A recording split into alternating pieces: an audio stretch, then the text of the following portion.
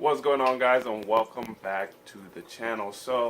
I kind of wanted to talk about the Pico tank again, I know, but I wanted to go into about how much did that thing cost behind me to set up. Now, keep in mind, this isn't really a budget tank. It is, but it isn't. The reason I say this is because I set that tank up as sort of a challenge. I've never really set up a Pico to this extent.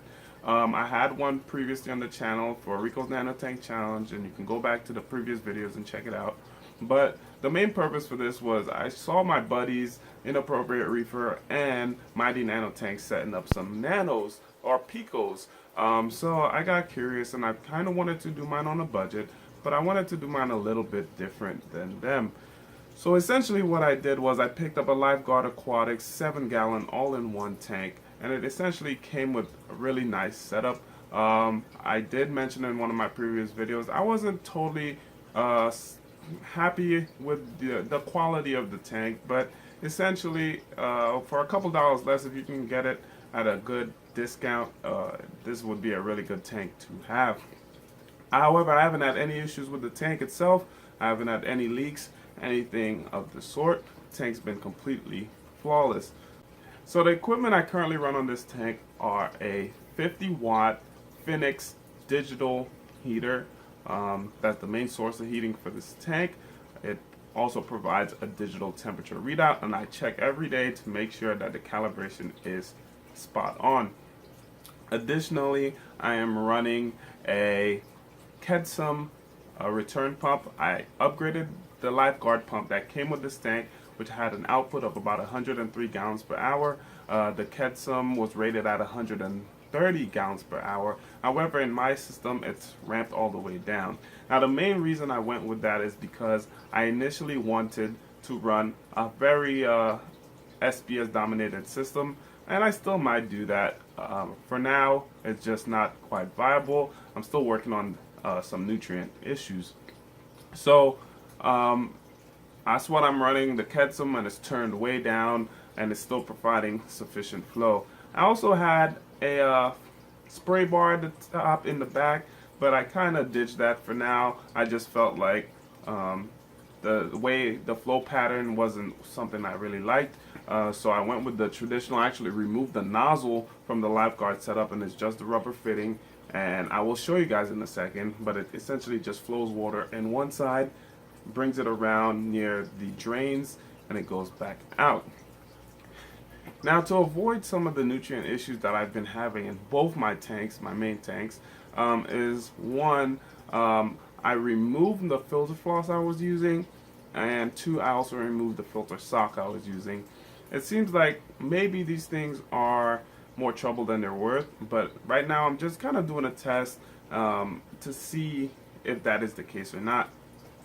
So this tank gets weekly water changes, around 60-70%, sometimes 50% water changes, and that's my main source of nutrient export, as well as some biological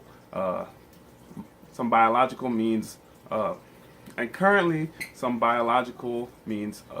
nutrient export.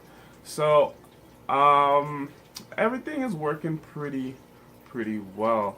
Now, I am testing out a DIY skimmer, Pico skimmer that I made, and you can see it kind of right there. It's a little high right now, but I'm just going through some stuff. I just fed the fish, but I'm gonna test this thing out. I'm gonna tell you, was it worth it, and should you try it, and if it'll work for you or not. So currently it's doing pretty well, but I just put it back on the tank, so I gotta let it break in and stuff like that. So we'll see how that ends up playing out. So how much did a tank like this cost me? Well, the light kind of hindered my cost benefit here. So essentially the tank itself is about $70. I'm sure you could find it a little bit cheaper than that, but that's about what I paid for it. I don't have exact numbers at the moment, but I'm just giving you guys a general idea. If you do want exact numbers, let me know in the comments, and I will definitely give you guys some exact numbers, or I'll put it in the description. So the tank is a Lifeguard Aquatic 7-gallon all-in-one aquarium, and it currently costs around $70. In addition to this tank, I picked up the Kedsum return pump, which I'm pretty sure ran me around $10. So I'm currently at around $80 into this tank, shipped to my door. Also, the light cost around $70. Now I am thinking about switching this light out. Let me know what you guys think. I'm either thinking AI Prime or a Hypergiro, which Inappropriate Reaper uses on his budget nano tank. I might try that first and we'll see how it goes. The main reason is I want a little bit more light distribution. The Hypergiro has 3 light pucks, and I think that will do a lot better as far as light distribution over the whole area of the tank. So that is my purpose for that, as well as you can see, a lot of blue used. This tank does not film well. I just run into a lot of issues filming this tank, and the spectrum is just not ideal for me. So I am going to plan on switching that out and try and get something that I can get some really good shots for you guys. Let's see what else is on here. So we got the tank at around 70, we got the Kedsum at around 10, and we got the light also at around $70. Now the media that's currently sitting in this tank is what came with the tank. I will be adding some more, but for now this is what came with the tank. So we're sitting at around 150. Now I am running an ATO on this tank, and I purchased that from eBay. It's one of those DIY style ATOs. You do not have to do the DIY. The DIY part is made by someone else, and then it's sold to you as a complete, ready to go out the box unit. That ran me, I want to say $40. So I'm looking at 70, 140, 10 for the return pump, 150, and another 40, $190. So under $200 currently. Now I'm gonna go into everything, so I'm not just limited to hardware and equipment. My live rock in here retails around $3.50 per pound. I got it as live rock, not dry rock, so the tank was pretty much cycled within a week. So I probably would say I have roughly let's just say 10 pounds.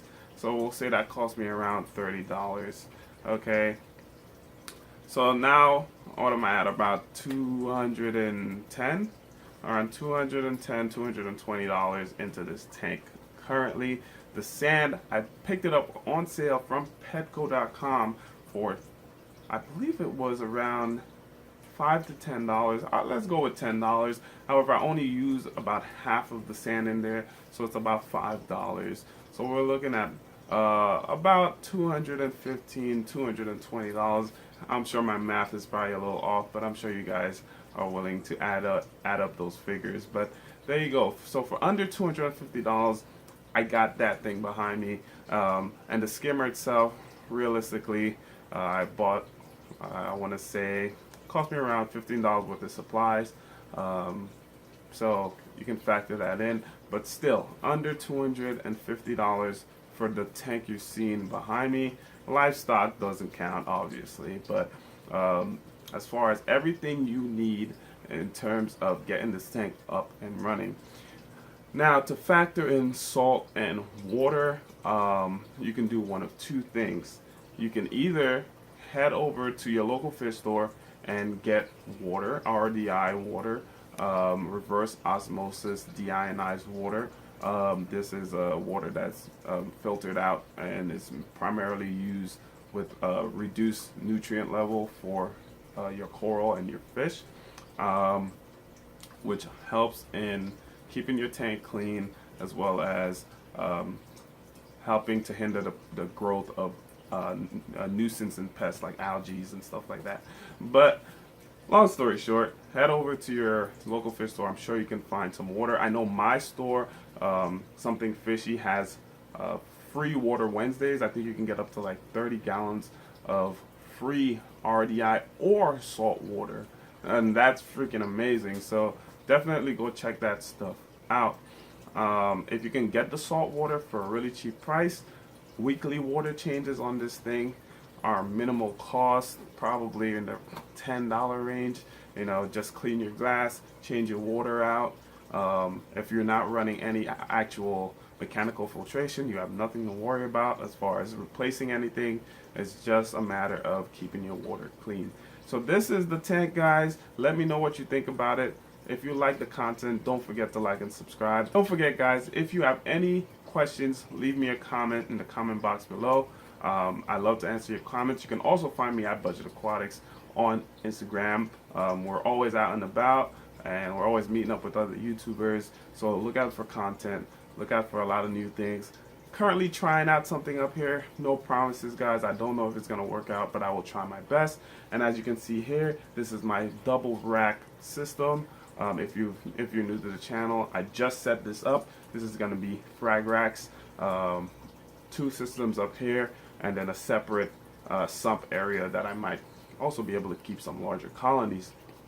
To my left, which is out of frame for the camera, is my 40-gallon tank, who is having a lot of issues. So I'm currently working on that. I definitely need to do another update video on that, but I'm letting the tank play out for a little bit. But hopefully the next video you guys see will be on the 40-gallon breeder. And yeah, so thank you guys for stopping by. Thanks for checking me out. Again, if you've never been here, check out some of the other videos. If you're new to the channel, if you like what you see, like and subscribe. And don't forget to head over to Instagram to check out some exclusive content. Thank you guys. Have a good one.